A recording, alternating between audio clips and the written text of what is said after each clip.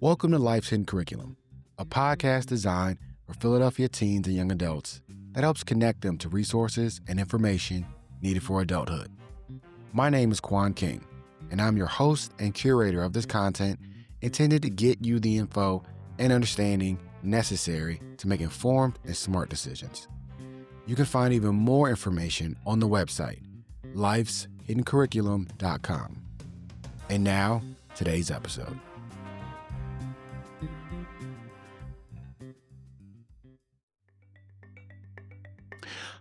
I want to take a moment really quick and let you know that the content you're about to hear has been generated by Andrew and Izzy, AI. As such, it's always important to make sure you verify information that you get from any source, no matter how legit it sounds. I've listed all my resources and references in the archive on the website at lifeshiddencurriculum.com, so you can do your own due diligence, aka research. If you like any of these topics and want me to go into greater detail, hit me up in the comment section or send a message on the website using the contact link. All good? All right, here we go. So today we're looking at a stack of research that basically claims to explain the exact moment American democracy got a completely new operating system. Yeah, a total structural metamorphosis, really. Right. We're digging into Citizens United v. FEC. And look, you probably know the headline, right? Corporations are people. But the legal analyses and the economic data we're looking at from 2010 all the way to 2024 suggest something much deeper. Oh, absolutely. When you get past all the political noise and just look at the source material, it's fascinating.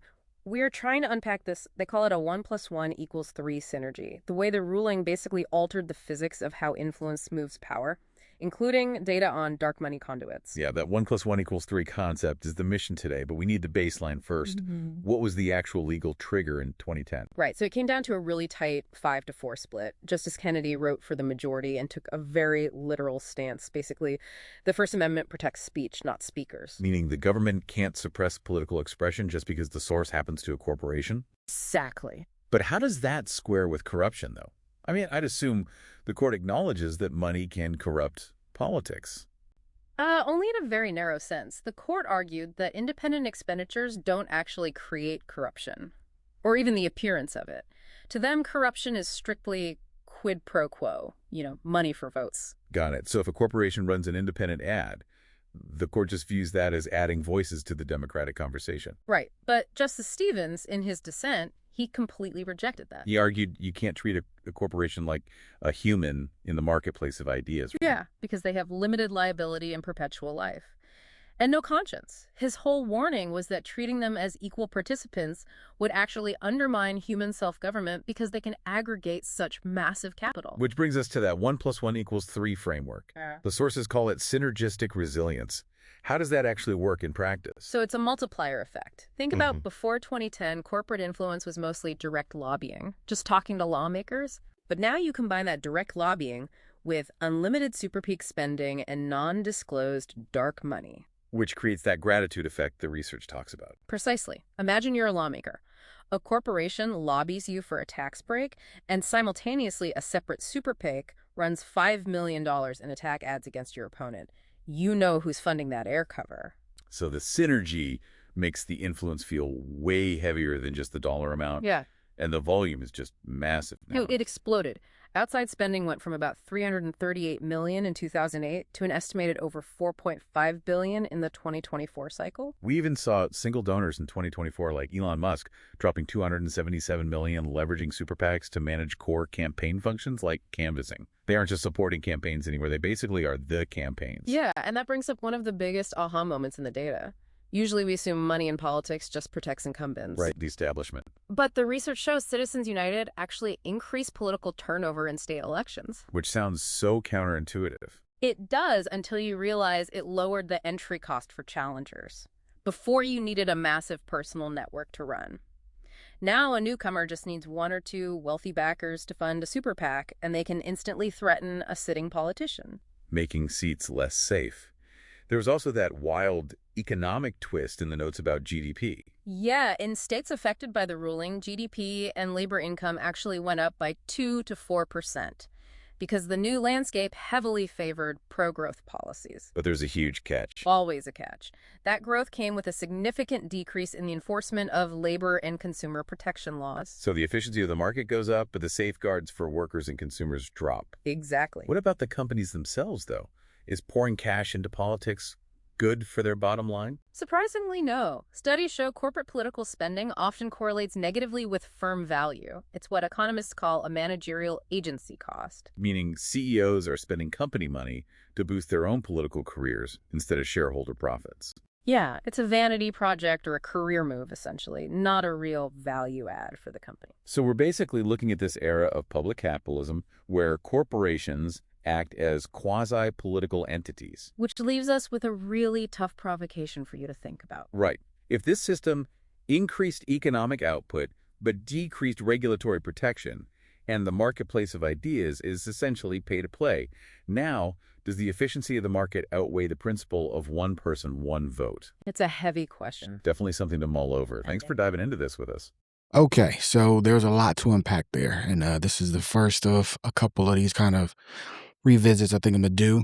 This is kind of what I'm referring to when I say if you guys want to get any feedback on any of the episodes, let me know. And this is what I'll gladly do. This one came about because I think this one is important. When we talk about hidden curriculum and kind of what's going on and things you need to know, this, without a doubt, is probably one of the more important things that exist out there right now in our society that is important in terms of you making the right decisions about your livelihood and your future and why certain things are the way that they are. So I'm toying with the title for this. I don't know, but I think 1 + 1 = 3 is probably the best title. Also, blame it on Hillary. That could be another title too. I think the one thing that's interesting about this particular episode is that this is going to dive a little bit into a conversation about the Supreme Court and the Constitution and free speech and some other things like that. And I think inherently when you have those kind of conversations, there is a belief that that is a political conversation.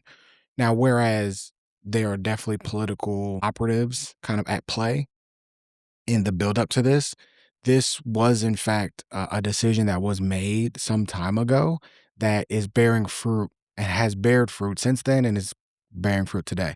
So it's not as if this is something that is, one side or the other, or I'm even asking you to pick a side. I'm simply presenting the facts to you as they are, as they have existed, so that you can have a better understanding of what's going on. And so this is something that, even as an adult, when it happened, I wasn't fully locked in. I didn't know what the fuck was going on.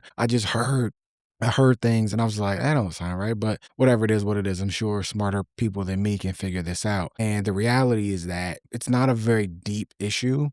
Honestly, it's really something that was a decision that was made and it has had a negative impact on people ever since. And now there's going to be debate about, who it impacts and who it benefits and all that kind of stuff. You can make that decision for yourself. Again, I'm just here to present you with, the narrative of what's happened. So yeah, let's get into it. So I came across this because I asked Gemini a very basic question. I wanted to understand more about Citizens United.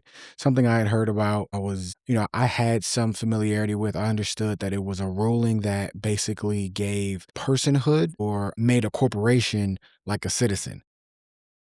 And so I was always curious, more about it. And, I had the opportunity, I was thinking about different topics, and this was one of those ones that I think is important to understand. Started talking to Gemini, we got in this deep conversation. Now I know Gemini is artificial intelligence, it's not a real person.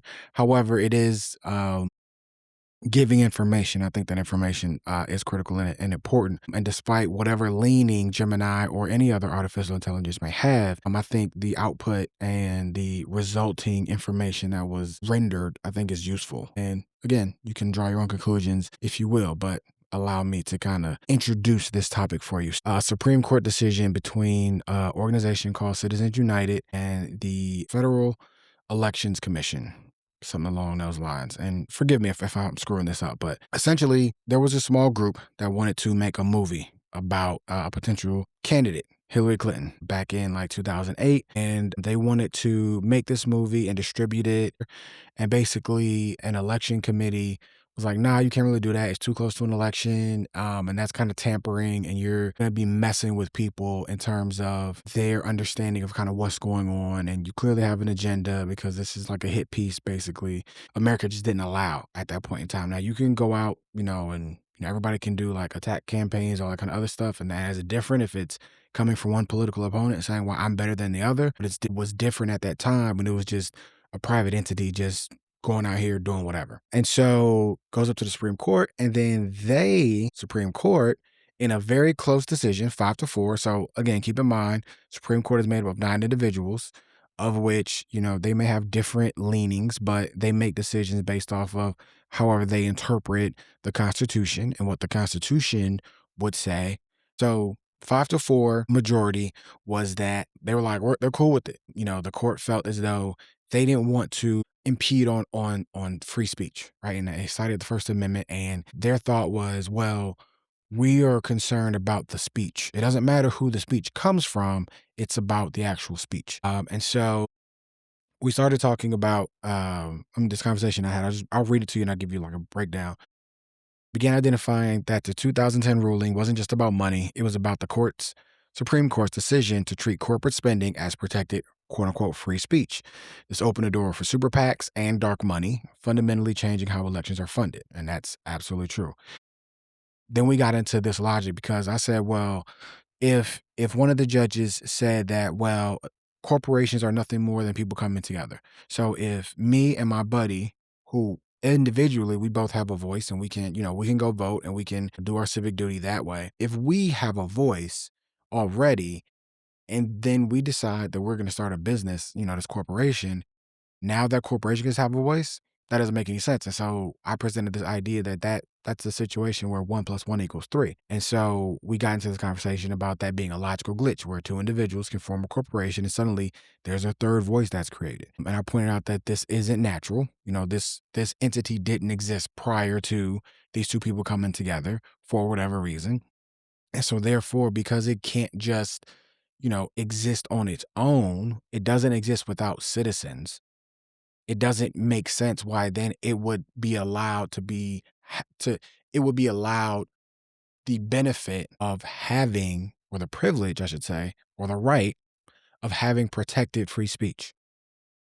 And so, because my biggest thing is these 2 people who already formed this company already have a voice, they have a vote.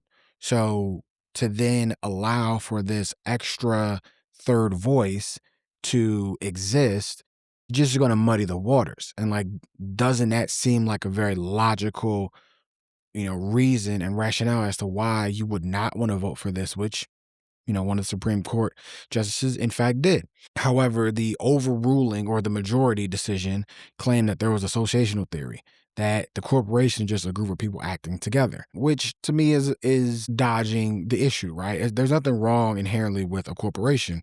Corporations are entities that are approved by the state and maybe supported by the state and supported by federal government, but also supported by citizens. And a lot of times businesses and corporations exist to fulfill services that the government otherwise either can't or doesn't provide. So just like you can go to a grocery store and you can buy things, that's a business and part of a larger corporation. And so, instead of the federal government directly providing food to individuals, they allow corporations to be able to manage food distribution out to its citizens. So there's nothing wrong with inherently having a corporation, but the idea that the person that runs this corporation that's in charge of your food now gets to say through their corporation, well, I like this candidate versus this candidate, that creates a situation where, and I'll get to this later, where basically now you've given the corporation, which is nothing more than a tool, now it has a voice, right? So now my hammer that I have in my toolbox, that gets to have a voice and that gets to have a say in influencing who gets elected, who doesn't get elected. Because I, as an individual, as a citizen, I do have a right to vote. But now I want to make sure that my hammer that does all these other things as well for people, that provides a service, maybe that should have an opinion, have speech. And so another argument that was made by the majority in this decision was that the listener has a right. So we as citizens have a right to hear all of the information in order to make an informed decision. Now, again, with this, I have an issue with this because what essentially is being provided is an amplified voice. It's information that is handpicked and selected by a particular individual. And I'll go further. Let's say you walk into your grocery store and this grocery store is part of a larger corporation. And let's say that corporation has a very opinionated perspective, a very strong view about one candidate or one party versus another. And as a result, they decide, you know what, we're no longer going to have products of a certain color in our store because that's just, that's how we feel. And this is our expression of free speech. So therefore, if a product comes in a certain color, we're just no longer going to carry it, or we're going to mark up the prices on it. And all throughout the store, we're going to have information and ads, and we are going to show that we are demonstrating one political party or one candidate over another, right? And that's because we have our free speech and we get to do that. Right now, I might be getting a little extreme with the example because the ruling was specifically tied to one in particular thing. I may be getting a little broad with it, which is fine, but I just want to paint the picture for you as a young person listening to have a better, deeper understanding. Now, you walk into the store that you've been coming to all this time, and all of a sudden everything looks different. People are talking different. Maybe they're treating you different because maybe they know something about you that you haven't necessarily made public, or you have, whatever, but you just feel the type of way. And you're walking in here like, wait a second. Where's my product used to have? Well, we don't carry that anymore because we don't think that product adequately represents the things that we believe about, that we believe in. Oh, okay. All right. And because the corporation has the right, to provide you with that information, that's okay. I disagree. Obviously, I disagree. So then we got into this conversation. The conversation went further, and I talked about my hammer analogy. And a major turning point in my analogy was that of the hammer. This example that I used, I argued that a corporation is a tool, and a tool shouldn't have speech. It was explored how the court instead flipped this and said that they don't see the corporation as a hammer, but the user of the hammer. And by giving the hammer rights, they create a situation where the entity gets the benefits of personhood, which are rights, without the full accountability, meaning it doesn't go to jail and it can't vote. So again, that creates this weird framework where if you're going to say that a corporation gets to have this amplified voice and megaphone to be able to spew information, you also at the same time are acknowledging that it can't be held liable for what it says. It also can't vote. So why does it even need to have a voice if those things aren't present? Right? Because me as an individual, I'm liable for what I say. If I go out and I say something that is inappropriate or that is wrong or anything like that, there are consequences that I face. Now, to say that corporations don't face consequences, I'm not saying that. But in terms of scale, it's very, very different. And a lot of corporations are limited liability anyway. So if you're suing the corporation, you're not suing the individuals, and that pain and that, whatever that lawsuit is going to be absorbed through, insurance that corporations pay anyway. So there's a lot of stuff where it's like, even if a corporation says or does something wrong, there's ways to, remediate all those issues and address it in a way that it's not a big deal. I mean, think about it. For all the things that corporations have done bad and done wrong that we know about, how many times have you seen like a corporation go bankrupt, go out of business, everybody gets fired, any of that stuff? That doesn't happen, right? Because that's not how corporations are set up. But what the Supreme Court was saying, or the majority was saying in this ruling, was that the fire, they used the cook example. It's not the cook, it's the fire, right? It's the fire that the cook is using, that we can't take away the fire from the cook. We're not attacking the cook. We're not saying that we're not giving the cook, and in their minds, like the cook is the corporation. We're not giving the cook rights. We're just saying that the cook has the right to use the fire, which again, I think you open up Pandora's box into some really stupid shit. But again, this is where we are, 16 plus years later. The conversation also turned because when you look at these corporations and you understand, well, what is the reason why these corporations even feel like they need to have a voice to lobby for this? You get to understand another thing about our society and how capitalism has kind of sewn its way into everything is that these individuals that are making these decisions are often CEOs, these are shareholders, these are board members, these are people that are high ranking, in the decision making parts of these corporations. And oftentimes, because I'm familiar with this, it's not necessarily everybody. There might be one or two or a handful of people that get to make the decisions to back a political candidate or have a certain message, and it doesn't reflect everyone that's part of that corporation. It just may reflect the thoughts and opinions of a particular individual in said corporation, which again, that's why I get the disclaimer. The thoughts and opinions expressed in this don't necessarily reflect the thoughts and opinions of, X, Y, and Z conglomerate or da worldwide industries. That's why, right? So they don't want to be held accountable for what one individual says. They want to say, well, those individual thoughts are that individual's thoughts. But we as a corporation, we just make bottle caps. That's what we do.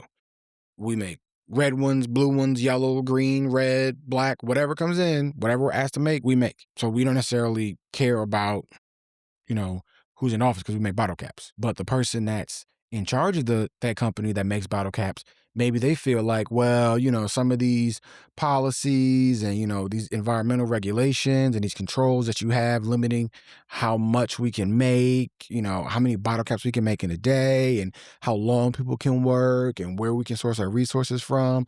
Man, it sure would be, we could be a lot more efficient. We could be better and I can make more money for my shareholders if, some of these laws were changed or some of these regulations were kind of loosened up. Man, that would really be beneficial to our organization. And again, the corporation may say, well, true, but like, that's not our wheelhouse.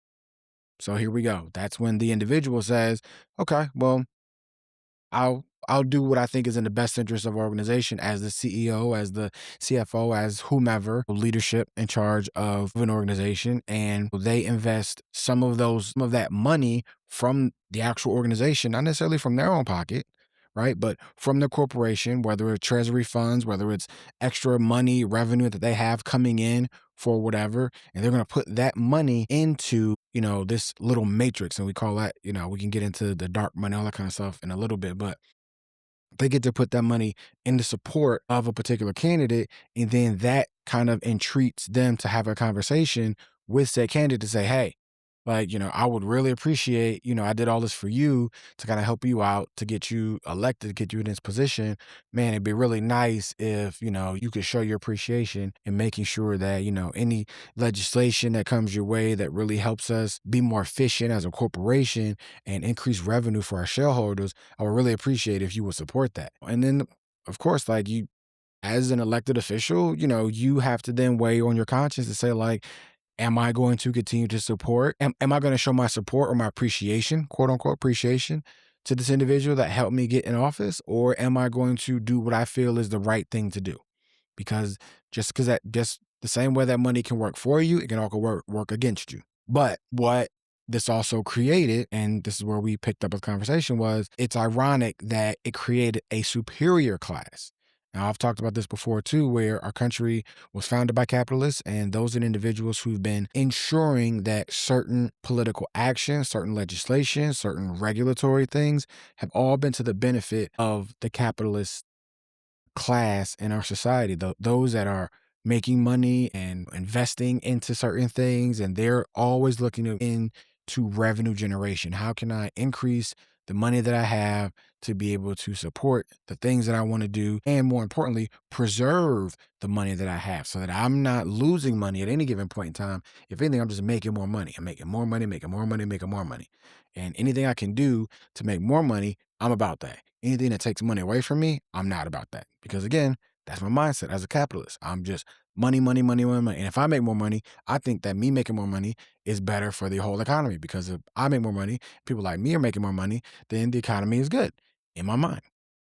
If that means that people are having a tougher time buying basic needs, well, oh well, they should be making more money. I digress. This is the superior class that kind of was able to now be institutionalized a little bit more because you're allowing that CEO to use their corporate treasury funds. The law gives them this massive megaphone through their corporation that a normal citizen doesn't have. This creates a system where amplification is mistaken for speech. So, I can be an individual citizen and I can say, I've liked this candidate for these X, Y, these reasons. And I can sit on my porch and I can yell into my neighborhood what I think. And that reach is probably going to go to the people across the street, maybe people down the street, my next door neighbors, that kind of stuff. And that's about it, right? However, again, as I told you before about the example of going to the grocery store. Now, you go to the grocery store and they're doing the same thing, man, that's a lot of people that you're talking to. That could be my neighborhood, the two next door, the neighborhoods next to me, all around me. That could be other neighborhoods from across other parts of the city. You're getting this reach a lot further than just the single individual.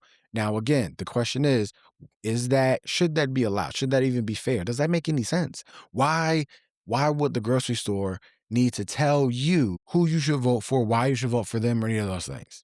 The grocery store. I don't know that that's a thing. Now, does the grocery store stand to benefit from one candidate over another or one political party versus another? Sure. But should that matter to you going to the grocery store? I don't think so, because you're going to the grocery store to buy groceries. You're not necessarily going there to get information about your political party or any election that's coming up. You're going there to buy groceries, eggs, milk, cheese, bread, et cetera, et cetera. And you can make the argument, well, yeah, like if those things cost more or if there's something wrong, then I think that, that should be something that, should be talked about. But yes, again, that's not what the grocery store is for. The grocery store is for buying groceries. Whether or not the groceries prices are high or low, or you can't find the things that you need, that's not necessarily related directly to why you're going to the grocery store. You're going to the grocery store to buy groceries, not to be educated about the political process. But again, I 5-4 majority, they said their speech to you in the grocery store is protected by the First Amendment. And it shouldn't be infringed on by the government. The government shouldn't come in and say the grocery store is for a grocery store. That's it. Tell them about sales. Tell them about, where they can find, Swiss cheese. Tell them what your hours are. I mean, we can't limit what the grocery store tells you because that would infringe upon the grocery store's free speech. And then you say the grocery store has free speech, and the Supreme Court by 5-4 majority would say, yes, the grocery store itself has free speech.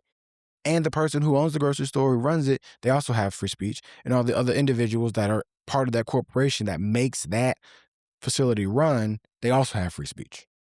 Plus, on top of that, the corporation itself, though the grocery store itself, plus all the other grocery stores, and then the corporation, and then the offices and everything, they all get voices too. Yeah. Yeah. I try to tell you. But then the Supreme Court also said, and this is the part that kind of really trips me up a little bit, it makes me laugh. The court in their decision is protecting the speech, right?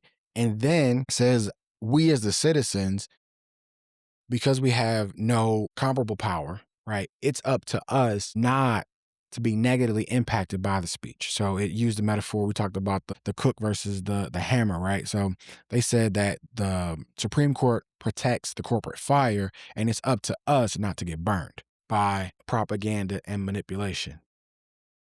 Again, it doesn't tell you that the corporation, because again, it's protecting the free speech of the corporation. It's not saying the corporation can't, provide propaganda. Doesn't say that it can't be trying to manipulate you. Those things are protected. It's up to you as the person consuming this information. You're supposed to be smart enough to be able to discern what's propaganda versus, what's real. Now think about that for a second. Just stop for a second and think. In the world we live in right now with so much misinformation, in a world where AI is making realistic looking videos and information, it's putting information out there that is immediately, considered to be false, right? It'll tell you that there are only two R's in the word strawberry, right? It's been documented about these things, right? It is very interesting that the Supreme Court would then turn around and say that it's completely up to the citizen and up to the voter to decide for themselves what's valid, what's not valid. When everyone across the board right now is having a tough time trying to determine what is valid, what's not valid, what's real information from what's misinformation. And a lot of the rationale behind that is because the restrictions have been lifted off of these corporations to allow this kind of stuff to be more readily available, to be more confusing, but at the same time, allow for increased revenue, increased profit generation for said corporations. But it's just funny to me that the Supreme Court, who again represents the Constitution and the federal government and how we should be interpreting laws, takes it upon themselves to say, well, that's really on the citizen. If the corporation says something that is wrong, then it's on the people. It's the people's fault if they believed it. However, if I do something wrong, I go to jail. If corporation does something wrong, it's it's the people who are wronged. It's their fault. It's all like victim blaming, don't it? I know, I know. And then we wrapped up with the ultimate kind of logical point that we came to was if corporations can't vote, why does it need to have a political opinion? At the end of the day, it's ironic that in an attempt to keep the government from infringing upon liberties, the Supreme Court actually inserted itself into it by creating another entity that gets to have influence over the political process. So again, like the Supreme Court was making decisions like, well, we don't want to get into trying to manage or control what a corporation can or cannot say. And in doing that, they let the door open so that corporations can say whatever they want to say. And again, I want you to understand this is through the lens of where they get to put their money when it comes to support for a political party. And they can't do it directly. They have to go through these third parties, to go through like these independent super PACs, which aren't really independent at all.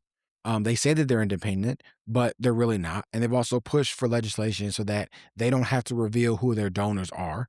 And they go through these little different legal loopholes to identify as a certain type of corporate entity that doesn't have to do that. So again, you might have all of these individuals from all over the world that donate money in to support a certain candidate, and that, super PAC may, be responsible for doing negative campaign ads about an opponent or positive campaign ads about the opponent or about the candidate that they want to see in office or about a certain legislation that they want to get passed. And so it just begs the question, why is that necessary? Why is that seen as beneficial, positive information for the American citizen when it comes to decision-making process? When at the same way, like I can go to my grocery store and find out how much eggs cost. I don't I don't need a special interest group to tell me that, to send me a flyer, at my door to say, hey, did you know eggs are $3.99 at your local grocery store? Because if I want to know how much eggs were at my local grocery store, I would just go to my grocery store and find out how much eggs are. Or I would, look online at my grocery store. My grocery store has a website. I look at the website, see how much eggs are. That's all I need to do. I don't need to be given the information that I'm not asking for. And that's another thing too. When it's time for people to vote, we get inundated with all sorts of ads for all different types of special interests and all these things. And then at the end, it's like, not paid for by a political party or whatever, right? Because they have to legally say those things because otherwise it's illegal. But somehow, just because they say this little blurb, that makes it not illegal. But they're still doing illegal things. So I wanted to bring that information to you because I think it's important to understand that Citizens United, we talk about when it's brought up is two things. One, there's no limit on how much money can be contributed towards a particular campaign group as long as the group is identified as independent, right? So that's one thing.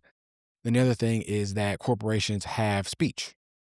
They get to have that level, they get to have those rights as non physical citizens. They get to tell you what they think about politically. And I want you to understand that What that means is that you as a citizen, our democracy isn't just about individuals that are going to the polls, on a Tuesday to cast their ballot or, writing in their mail-in ballot and getting it in the mail by the due date. Our democracy is actually influenced by corporations as well who want to see certain things happen. Now, whether that's for your benefit or not, that's completely up to the corporation in and of itself. Now, there have been challenges, legal challenges. There have been, attempts to pass legislation to kind of curb some of that stuff. And wouldn't you know it, because it doesn't serve in the best interest of corporations, they've done what they can do to kind of stop those things from happening. They make the phone call to their person that they helped get elected to say, hey, I think you should reconsider supporting this because, man, it sure would suck if you weren't in office or, any number of other, idle, but, still relatively serious threats that are usually lobbied. It just makes you wonder, right? We didn't, as citizens, as young people, you didn't sign up for this, but yeah, this is the world that you live in. And it's important that you're aware of those things so that you can make smart decisions as you move forward and be more informed about what's going on. There's a lot of, again, misinformation that's being spread around out here. And it's very, very important to make sure that you're making solid, good decisions based off good information. And I'll be the first to admit, yep, I got a lot of this stuff from Gemini. I was very strict with Gemini and told Gemini, hey, I need you to make sure these are all scholarly sources. I need you to make sure that these are peer reviewed. I don't want Reddit nonsense. I don't want somebody's opinion random off the internet. I need individuals who not only have stake in the game, but have reviewed this and that have done studies and have really talked about this. And so, as always, all that information is going to be on the website, in the archive. So make sure you check it out. And again, I have nothing against anyone doing their own research and saying, Quan, I think you're full of shit. I read this and this is what I think. I mean, hell, hit me up. We can have a conversation about it. I think that's healthy and I think that's good. I like the kind of dialogue. But at the same time, it's important to note that young people are just now being exposed to a lot of these things and they have no clue. They have no frame of reference, no basis whatsoever. So I want to make sure I'm giving you guys good information and setting you guys up for success. With that being said, a couple updates real quick. The podcast is now available on more platforms. You can find me on Amazon Music. You can find me on iHeartRadio. You can find me on Deezer, in addition to Spotify, Apple, and YouTube. Oh, I'm very excited about that. Shout out to my listeners in France. I'm trying to remember how you say hello in France. I know how you say goodbye, though. Au revoir. Holla at your boy. Appreciate y'all. One. Thanks for listening to another episode on Life's Hidden Curriculum Podcast. Please don't forget to like and subscribe on YouTube as we're on the road to 10,000 subscribers. If you like this content and want to support, head over to the website, lifeshiddencurriculum.com, and click donate. Also, I'm always looking for guests to share their stories, especially if it can help the next generation. Hit me up using the contact link. Thanks again and stay tuned for more.